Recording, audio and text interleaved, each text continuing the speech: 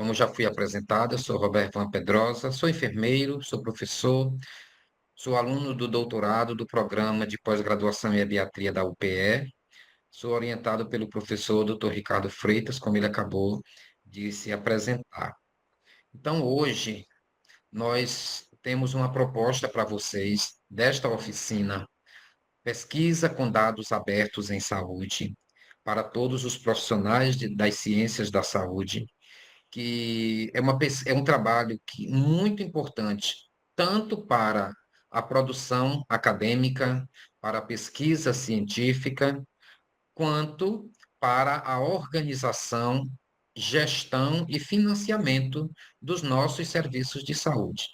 Então, é uma pesquisa, é um trabalho de pesquisa que nós, profissionais, precisamos ter, pelo menos, algumas habilidades e enquanto pesquisadores, né, principalmente porque são dados que estão muito seguros, são protegidos, porém são dados abertos, como o próprio tema já sugere, tá? E esses dados estão disponíveis para trabalhos acadêmicos, para projetos de pesquisa, para projetos de intervenção nos serviços, para os gestores planejarem as ações de saúde. Então, nós achamos por bem compartilhar um pouco dessa vivência, desta pesquisa com dados abertos, tá? Então, o que são dados abertos, né? Conceitualmente, são dados produzidos por órgãos governamentais, tanto do Brasil como dos diversos países, quanto da Organização Mundial da Saúde, o CDC nos Estados Unidos. Então, são dados, bancos de dados, tá? E que eles podem ser utilizados livremente por qualquer pessoa ou qualquer grupo, organização ou grupos de pesquisa para qualquer finalidade, desde que mencionada a fonte. É a única exigência legal em relação a esses dados. Então, essa política de dados abertos, ela provém de um movimento internacional que envolve mais de 150 países, que é chamado Movimento Ciência Aberta. É aquele ditado, se com ciência, né, ela deve ser o mais facilmente possível para chegar às pessoas, para chegar a todos. Então, deveria ser, tudo que envolve ciência deveria ser gratuito. Mas nós sabemos que algumas plataformas, né, nem sempre a gente consegue, mas essas que nós vamos trabalhar são dados abertos que estão em consonância com o Movimento Internacional da Ciência Aberta, que é composto por mais de 150 países, e tem como função propor mudanças estruturais, como o conhecimento científico é produzido, organizado e disseminado. Tá? Então, é um movimento que vem ganhando força nesses últimos anos. E quais são as possibilidades que os dados abertos trazem? Primeiro, fomentar a colaboração entre pesquisadores. Tá? Essa é uma das premissas desta política de dados abertos. Produção do conhecimento, porque está lá um banco de dados riquíssimo que nós podemos utilizar gratuitamente, sem custo nenhum, tá? Sem custo operacional de coleta de dados, de material, de recursos humanos. Você vai lá, sabendo usar o comando, tá? Você vai se apropriar daquele banco de dados gratuitamente dentro da legalidade. E também a possibilidade de criar soluções que atendam às demandas da sociedade, tanto no campo científico quanto no campo das políticas públicas. Ainda favorece a integridade, a qualidade e a reprodutibilidade das pesquisas a partir desses dados. Favorece também a memória institucional. No Ministério da Saúde, vocês vão ver que nós temos dados lá da década de 70, entendeu? Estão todos lá. E proporciona o reuso desses dados pelo próprio grupo de pesquisa, como também para outros grupos. Eu posso utilizar o banco de dados do DataSUS com uma finalidade, e você pode utilizar esse mesmo banco de dados para outra finalidade. Tá? Então, o que importa é que ele está ali contribuindo continuamente para a produção do conhecimento. Existe todo um aparato ético e legal com relação à utilização de dados abertos. Então, a Carta Internacional de Dados Abertos, que foi assinada por 150 países, tá? Ela está disponível na internet. No Brasil, o Brasil criou um site, tá? dados.gov.br, e em 2016, através de um decreto presidencial, aprovou a Política Nacional de Dados Abertos do Poder Executivo, que fica sob o domínio da CGU, da Controladoria Geral da União, e também a Lei Geral de Proteção de Dados. Por quê? Por exemplo, se você em 2022 recebeu o, o censeador do IBGE na sua casa, você forneceu seu nome, sua renda, seus dados pessoais. Então, nós precisamos de uma lei que garanta a proteção desses dados. E esses dados que estão nessas plataformas, eles estão protegidos por lei. Ou seja, não vai mostrar, expor a identidade de nenhum indivíduo. Ainda nos aspectos ético-legais, o pesquisador ele deve creditar a autoria. Tem a questão dos direitos autorais, ou seja, se ele utilizou dados do IBGE, do DataSUS, da OMS, ele vai creditar esses dados a esse órgão que disponibilizou, né, esse banco de dados. E o compartilhamento da licença, tá? Qualquer pesquisa, qualquer publicação, seja em revista científica, seja jornalísticas, na imprensa, em rede social, por lei, nós precisamos compartilhar aquela licença daqueles dados. Ok, então, os objetivos desta política, que foi implementada pelo decreto 8777 de 2016, um deles era promover a publicação de dados contidos nas bases dos órgãos da administração federal. Como eu já disse, esses dados estão sob a guarda da Controladoria Geral da União. Também aprimorar a cultura da transparência pública. Fomentar a pesquisa científica de base empírica sobre a gestão pública. Por quê? Porque os dados que estão lá são dados das políticas públicas.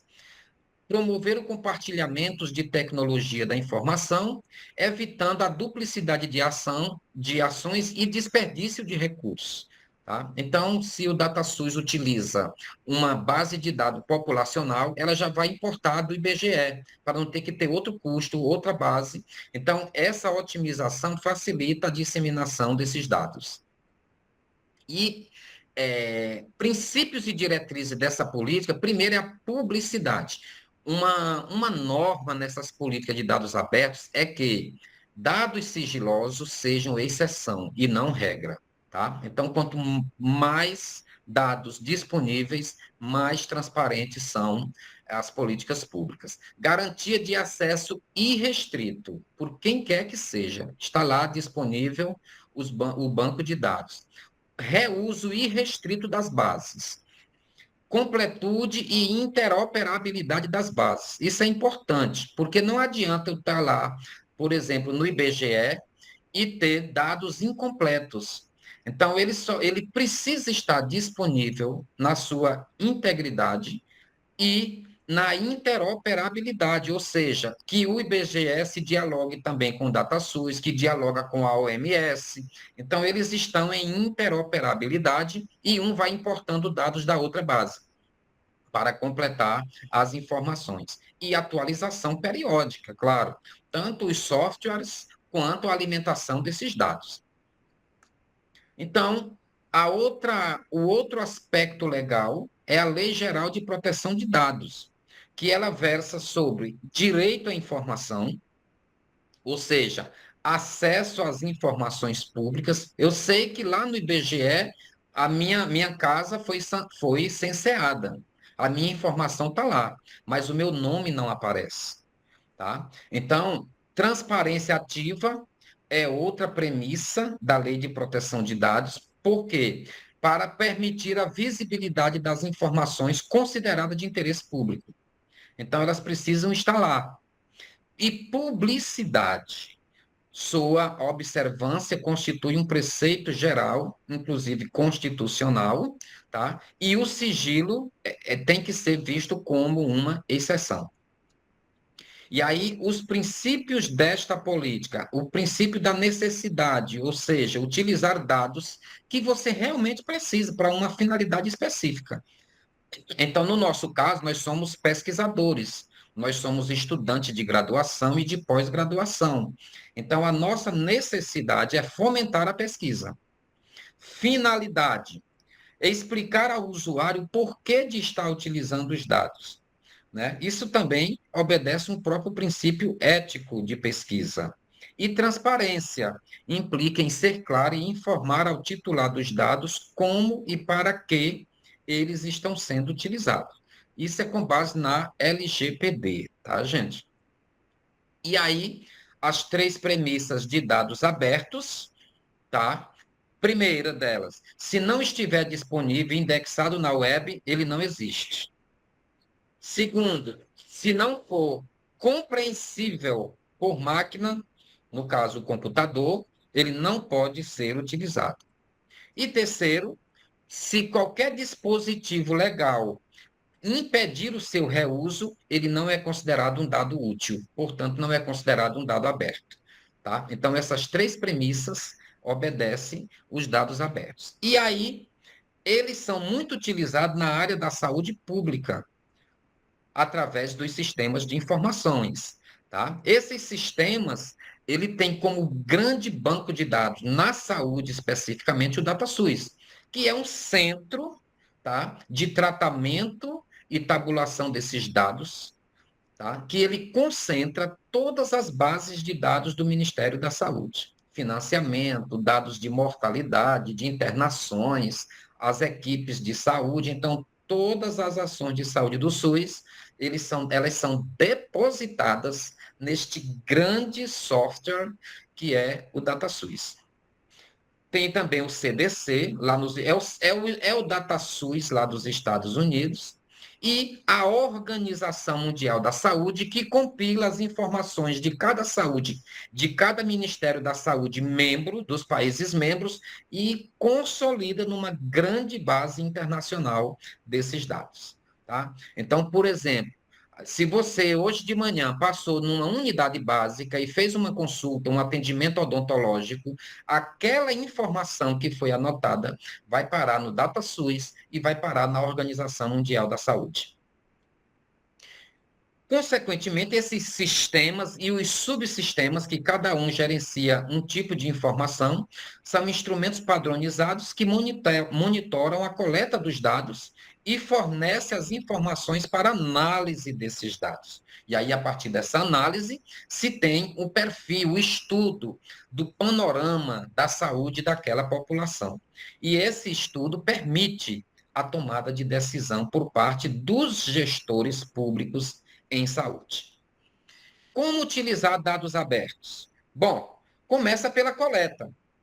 Todo instrumento, todo dado, ele começou alimentando algum instrumento. Eu fiz uma pesquisa recentemente, tá, com a nossa equipe, tá, e utilizamos uns instrumentos de coleta. Então, aquele instrumento foi tabulado, está sendo organizado, vai ser analisado, sintetizado e tomar uma decisão, que é a publicação dos nossos trabalhos de pesquisa. Na saúde pública e na saúde privada, porque a ANS também tem o seu banco de dados dos planos de saúde, dos serviços que são conveniados e tal. Então, eles têm lá também uma base de dados e os dados brutos, os números, eles, quando organizados, eles geram uma informação. Tá? Essa informação, por sua vez, geram os indicadores de saúde. E a análise e a síntese desses indicadores e dessas informações produzem o conhecimento e a tomada de decisão. Então, se você me perguntar, olha, morreram 100 pessoas em Recife no último mês. Isso é um dado. Isso não quer dizer nada. Sim, nós precisamos trabalhar esse dado. Morreu de quê? Como? Em que circunstância? Para poder organizar e traçar um perfil de mortalidade na cidade do Recife. É um exemplo apenas. Então, nós precisamos transformar o dado em informação e essa informação em conhecimento. Portanto, as etapas que envolvem a introdução dos dados e coleta, manipulação e análise dos dados, tabulação, análise, tomada de decisão e intervenção nos territórios. É assim que as políticas acontecem na educação, na saúde, na segurança, em todas as áreas governamentais. Quais são as principais fontes de dados? Vamos enfatizar saúde e educação. Na saúde, o DataSUS.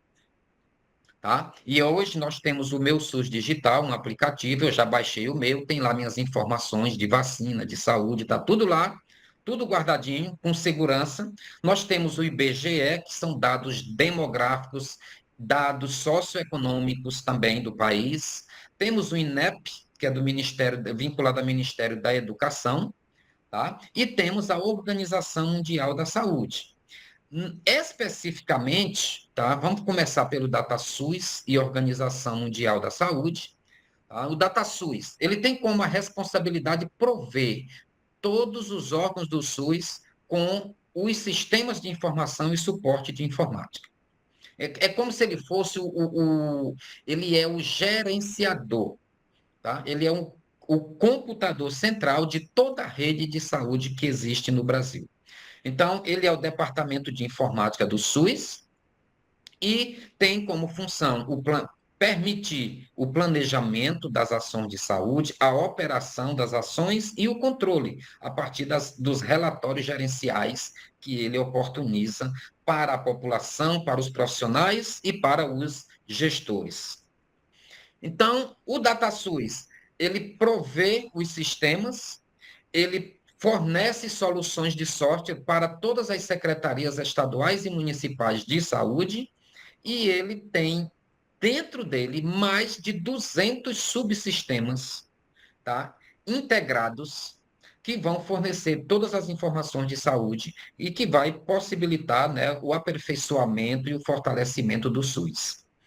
Competências do DataSUS: desenvolver, pesquisar e incorporar tecnologias de informática para o SUS, definir padrões, diretrizes, normas e procedimentos para a transferência de informação, também definir padrões operacionais de todas as bases de dados, ou seja, todas as bases municipais e estaduais são gerenciadas pelo DataSUS, define programas de cooperação entre entidades de ensino e pesquisa, tá?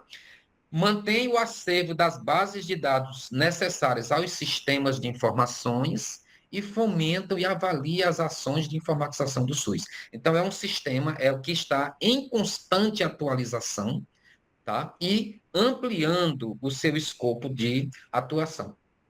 E aí, acessa lá datasus.saude.gov.br, aparece esta página que vocês estão vendo, tá? E aí tem 4 grandes ferramentas. O Tabnet, que são as tabulações dos bancos de dados. O Tabwin é um software em que você baixa, não é interessante para esta aula. Vamos para o Tabnet, que é online. Tem o meu SUS Digital, que qualquer cidadão acessa, baixa o seu e está lá no seu celular. E tem o portal de serviços também, de apoio ao desenvolvimento de tecnologias e de informática. Então, vamos escolher o Tabnet. Cliquei no Tabnet, vai abrir essa página que está em verde do lado direito da tela. Em seguida, aparece todo o escopo de pesquisa que você quer realizar. Eu quero saber de indicadores de saúde, e o que foi que cada município e cada estado pactuou junto ao Ministério e à OMS. Não, eu quero saber indicadores de assistência à saúde. Não, indicadores epidemiológicos, a rede, estatísticas vitais sobre nascidos e sobre óbitos, indicadores demográficos e socioeconômicos. Ele já é importado do IBGE, ele é integrado. Inquéritos de pesquisa, né? Vigitel, inquéritos que são feitos por telefone, dados da saúde suplementar, a ANS, é um link que te leva direto para a ANS, informações financeiras sobre o financiamento e estatísticas de acesso ao Tabnet. Então, veja que riqueza, um banco de dados gigante, tá? E não tenha dúvida, aqui tem banco de dados para fazer dissertações, teses, tem trabalhos científicos riquíssimos que são obtidos exclusivamente desses bancos de dados, tá? Então, indicadores de saúde e pactuações, indicadores de assistência epidemiológica de morbidade, rede, são os indicadores, eu diria, mais acessados dentro do DataSUS. E aí, todos esses indicadores, quando você clicou no epidemiológico e morbidade, no terceiro, abre essa janelinha aqui. Tá? E aí você vai escolher que dado epidemiológico, morbidade hospitalar, casos de AIDS, de Hansen, de tuberculose, estado nutricional, hipertensos, diabéticos. Então, tem uma infinidade de informações que você pode pesquisar. E nós escolhemos, só para vocês verem, morbidade hospitalar. Quando você clica lá, vai abrir esta outra janela que a seta está indicando. E aí você vai escolher. Geralmente, nós preferimos escolher por local de residência do indivíduo, independente de onde ocorre, porque aí aquele dado ele vai ser importado pelo município, ele vai entrar nas informações de saúde daquele município de origem, e não necessariamente onde ele foi atendido. E aí tem por causas externas, por local de internação e por aí vai. Então, são as internações hospitalares no SUS. Por que que esse dado é importante? Porque quase 75% da população utiliza o SUS exclusivamente, tá certo? Então, quase 3/4. Portanto, é um dado que tem uma cobertura de mais de 70% da população brasileira. Portanto, é um dado relevante e importante. Escolhemos dados mortalidade, morbidade geral, ou seja, internação geral, a partir de 2008. Quando você abre, ela vai abrir a tabulação, você escolhe qual é o município, o que é que você quer na linha, na coluna, e aí vai as internações, escolhe o ano, seleciona, pode agrupar nos últimos 10 anos, nos últimos 5 anos, fica a seu critério, tá? Quando você seleciona, vai abrir a janela do município e do estado. Qual é o estado que você quer? Qual é o município? Eu já tinha escolhido Pernambuco anteriormente, tá? E aí escolhi o município de Petrolina, por exemplo. Quando você clica, seleciona o município, já aparece prontamente, em poucos segundos, tá? Eu selecionei dos últimos 4 anos todo o perfil de internação de Petrolina, tá? Claro, ainda bem que nasce mais gente do que morre. Eu já coloquei em ordem, que você já escolhe por ordem decrescente, tá? E aí vem em segundas causas, as lesões, envenenamentos e causas externas, tanto a violência como o trânsito. Terceira causa, neoplasias, e por aí vai, tá? Então, vejam como é rápido, em um clique você consegue um dado tão relevante. É, e aí, ó, dados de nascidos vivos também, de mortalidade. Aí eu escolhi mortalidade. Você vai escolher aí que tipo de mortalidade. Se é mortalidade infantil, mortalidade geral. Ah, eu quero mortalidade só por causas externas, para saber como é que está o quadro da violência. Você vai lá e seleciona. Eu selecionei mortalidade geral. Da mesma forma, escolhi lá, fiz o filtro na linha e na coluna, o ano, o município, o estado, escolhi Petrolina, só para ter por base o mesmo município, os últimos 4 anos, tá certo? Tudo selecionado. É aqui onde está o segredo da escolha da base de dados. E quando você seleciona o município, com um clique, aparece aqui a tabulação, ano a ano, tá? Ou seja, do que se morre em Petrolina. Primeira causa é a mesma do Brasil e a mesma do mundo. Doenças do aparelho circulatório, as doenças crônicas não transmissíveis. Está lá disparado, tá certo? E aí vem a segunda causa, as neoplasias, terceira, causas externas, e por aí vai, ok? Causas externas me chama a atenção, por quê?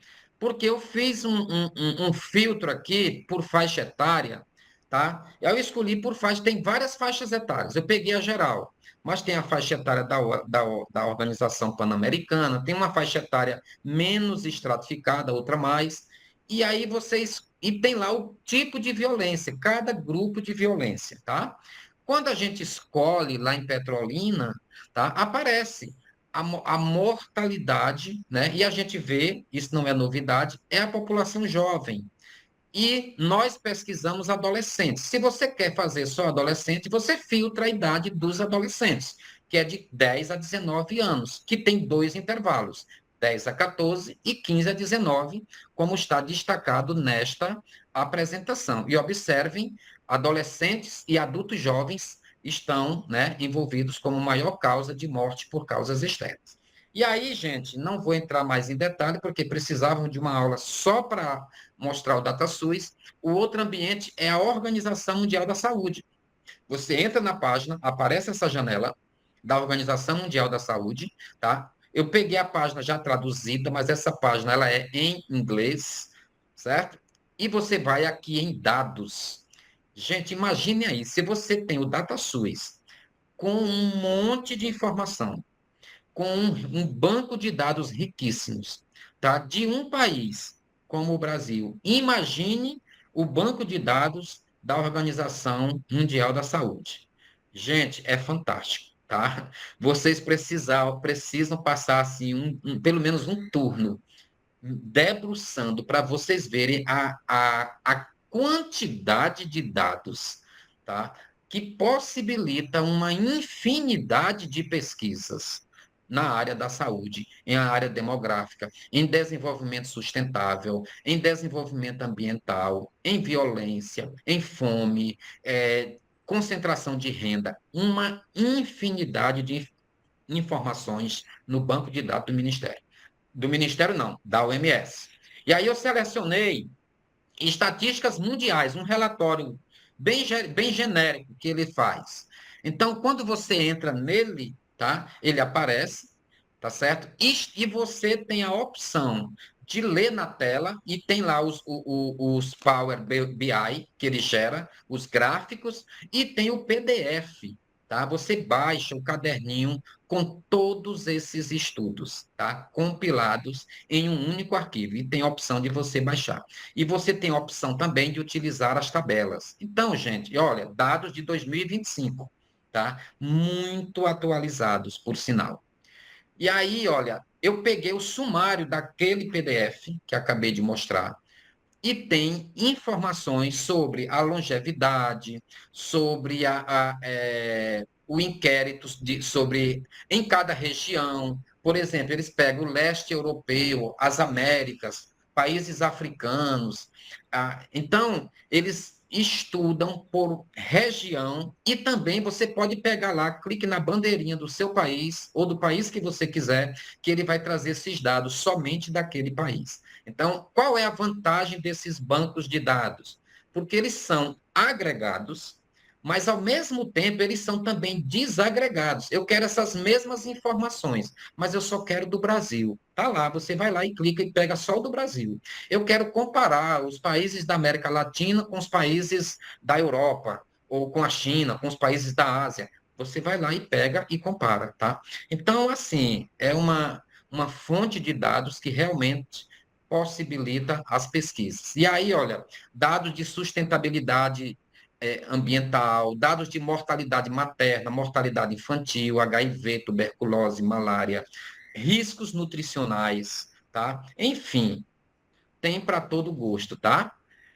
E aí, voltando para a página da OMS, nós temos também a possibilidade de pegar outros tipos de pesquisa, tá? Então, eu peguei as pesquisas de doenças crônicas não transmissíveis, tá? Relacionadas ao uso do álcool, do tabaco também, sedentarismo, atividade física, o perfil do envelhecimento. Então, você escolhe cada link desses, lhe permite uma base de dados diferente, tá certo? E tem também os artigos publicados nos diversos periódicos, é outra base de dados de artigos também sobre esses temas, tá? Que é muito importante. Aí eu selecionei a aba de artigo e você vai lá, isso é dentro da OMS. E está lá como que se fosse a PubMed, Web of Science, está lá que você faz os filtros e seleciona os artigos que você quiser, tá certo?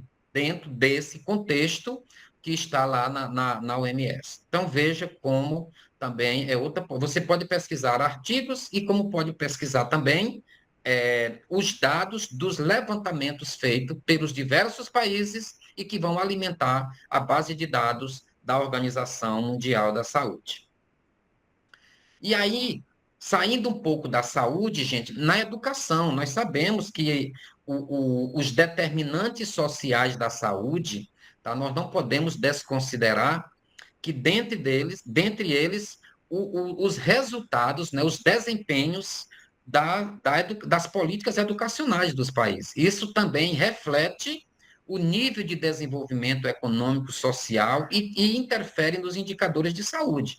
E aí eu achei por bem trazer também do INEP, tá? Que é a base de dados do Ministério da Educação, que traz os inquéritos e as pesquisas educacionais no Brasil e no mundo, não somente aqui dentro, tá? E aí, esta é a página do INEP, quando você acessa www.gov.br/INEP-PTBR, certo? E aí você vai ter três grandes áreas de atuação.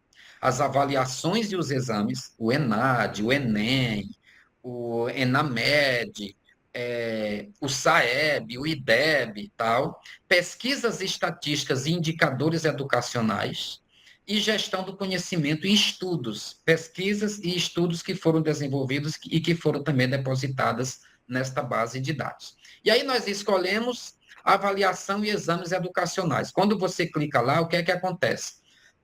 Avaliação da alfabetização, avaliação em loco, CELP-BRAS, são grupos de pesquisa que eu nem me adentrei a conhecer ainda, não conheço, por sinal, o ENAD, ENAMED, o ENSEJA, o ENEM, o Revalida, tá? E o SAEB. Então, veja que cada ícone desse é uma base de dados diferente. Escolhemos o SAEB, que é o Sistema de Avaliação da Educação Básica no Brasil. Então, como é que anda a educação básica no Brasil? Ela anda bem das pernas? Ela anda mal? Então, quando você clica lá no SAEB, aí tem as opções dos programas Alfabetiza Brasil, as versões antigas, a metodologia que eles utilizaram está lá claramente, tá? Está público, os testes e os questionários que foram utilizados no SAEB, tá? E os resultados. E o que nos interessa são os resultados. Vamos lá ver os principais resultados. Então, estão disponíveis de 2003 a 2023, tá? Os resultados. Observe que ele acontece a cada 2 anos, como dá para vocês verem. Então, quando você vai, aí tem os microdados, cada variável que eles utilizaram, são planilhas de Excel que baixam, tá? Esses microdados, a nota técnica explicando todo o procedimento metodológico de coleta, todo o procedimento amostral, como foi feito. Então, assim, a parte metodológica, digamos assim. E quando você clica em painel educacional com os resultados estaduais e municipais, gente, é incrível. Você consegue ter o resultado da escola, do seu bairro, da sua rua. Tem por escola, tem por município, tem por estado e tem o nacional. Então, vejam. E aí tem por etapa de ensino, o ensino fundamental, os menores, os maiores, o fundamental, anos iniciais, anos finais, o ensino médio. Tá tudo lá, viu, pessoal? E aí pegamos por etapa de ensino.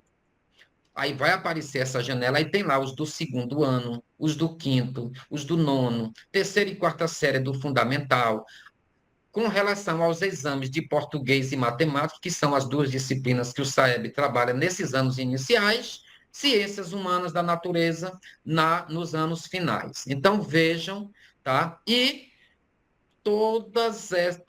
cada ícone desse pessoal é um banco de dados diferente. Ele vai abrir lá os dashboard, tá? Um BI com os relatórios em gráficos e baixa a planilha de Excel de cada município.